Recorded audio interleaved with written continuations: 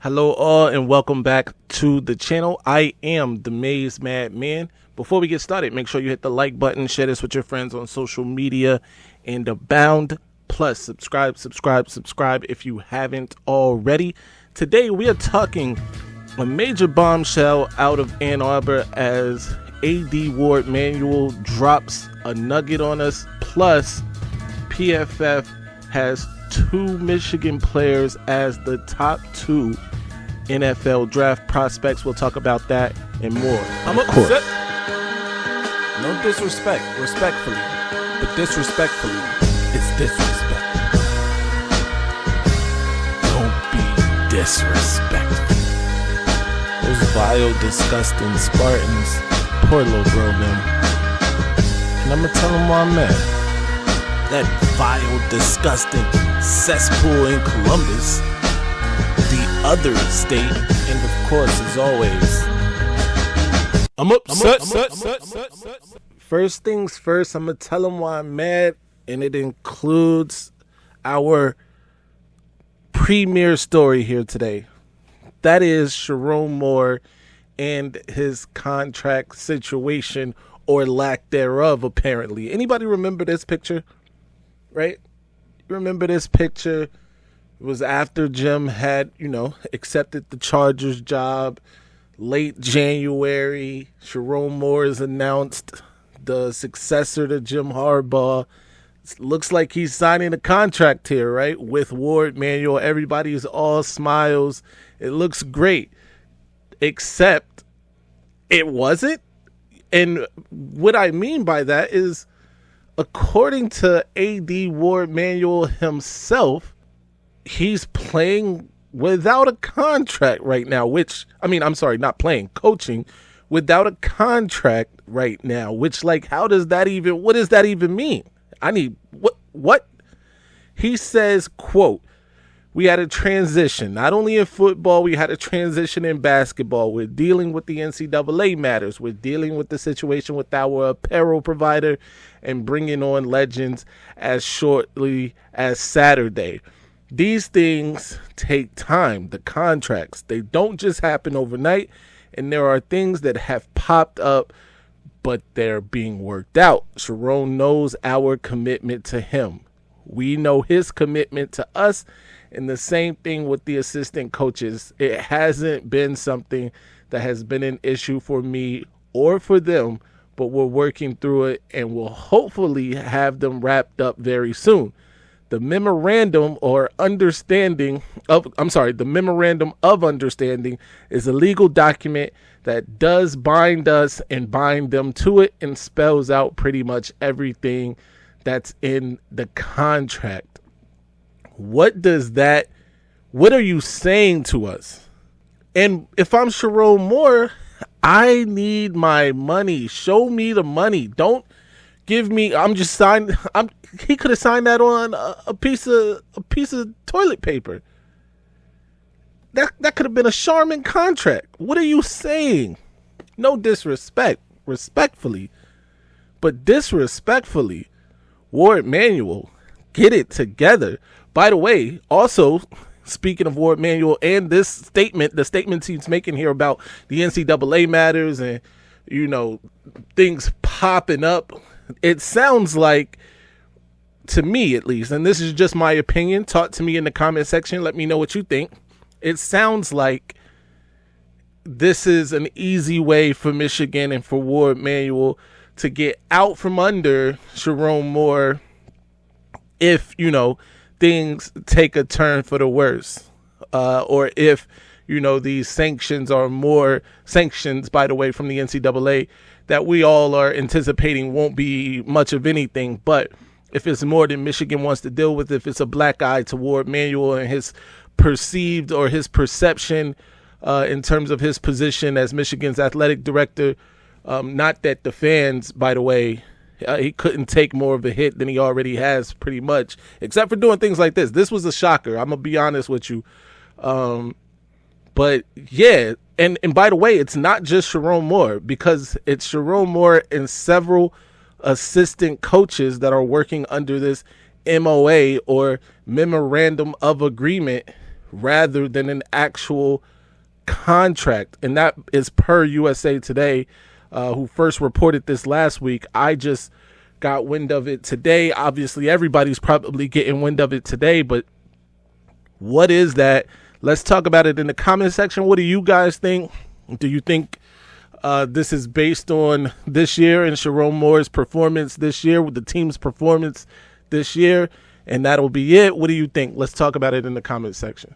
Speaking of Michigan's coaching staff, running backs coach Tony Ufford says some interesting things, including that he wants to get true freshmen out of Bishop Moeller High School in Cincinnati, Ohio, one Jordan Marshall, on the field this week.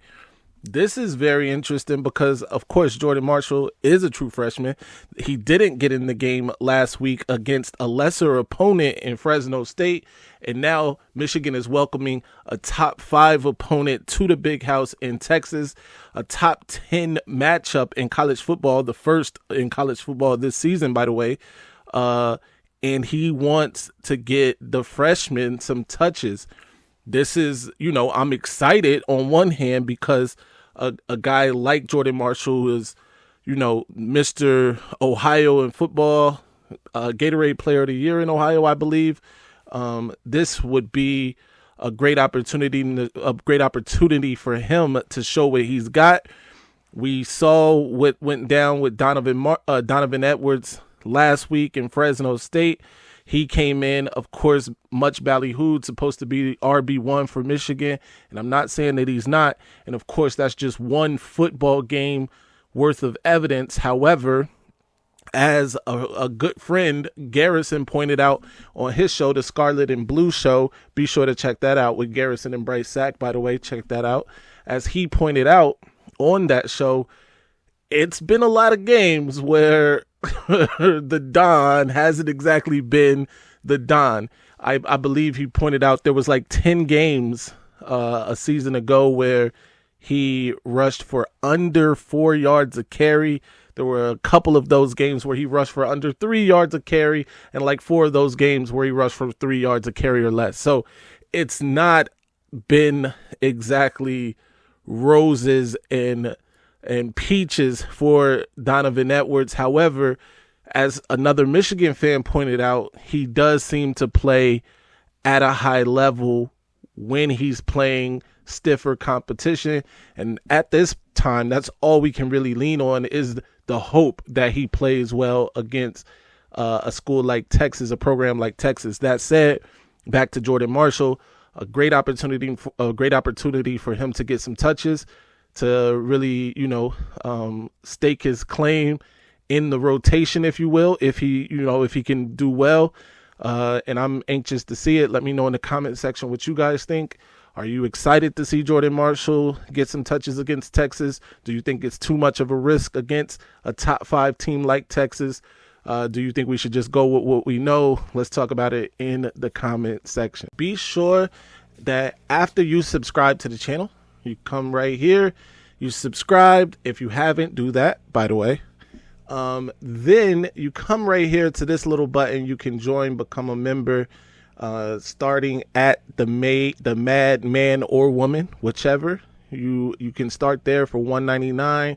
You get these loyalty badges, including the logos, all 3 of the logos that I've used in my time here on YouTube, including the OG Vegeta, Majin Vegeta logo. So be sure to, check that out. You can go to the Ascended Madman or Woman level. You get that I'm keeping up with the DBZ theme there, where you get member shout outs, member only videos, or the Super Mad Woman or Man level, where you get the connecting on social media, member only chat rooms, early access to videos, and more. So become a member today, help support the channel, and of course, stay angry, my friends. I'm upset. Now let's get to the other marquee in the intro, and that is PFF has a top 10 prospects in the 2025 NFL draft list. And right at the very top of that list, taking up the top 2 spots, in fact, are Michigan players.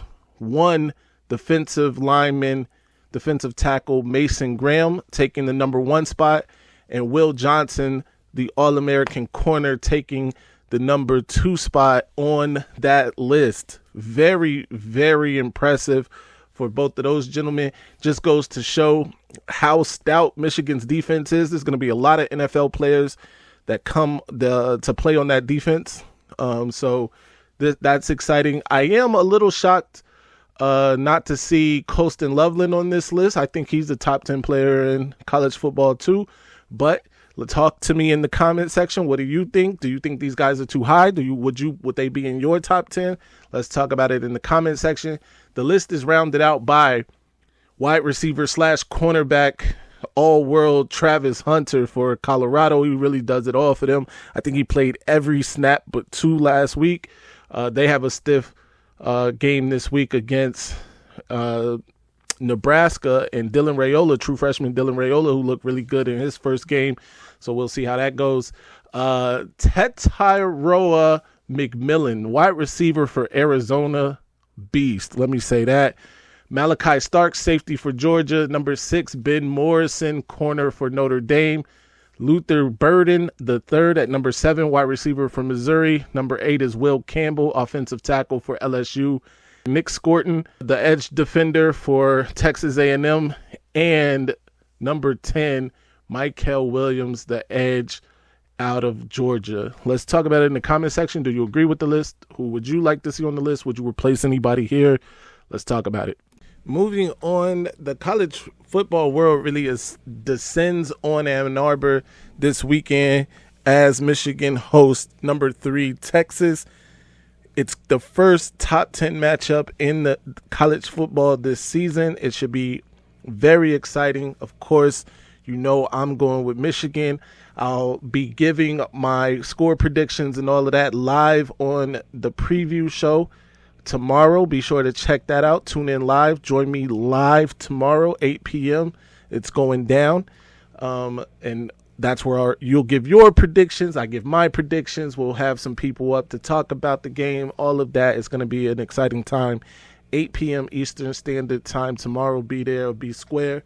Also, Michigan is going to have some visitors this weekend, including top 100 commits and safety Ivan Taylor that Michigan flipped from Notre Dame earlier this season, and Andrew Marsh, wide receiver that just committed recently, top 100 guy in his own right, very explosive. He'll be visiting, and hopefully they do some recruiting of their own while they're there.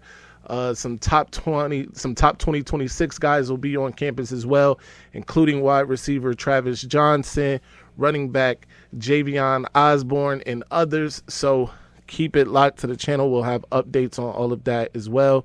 And follow me everywhere at Maize Mad Man.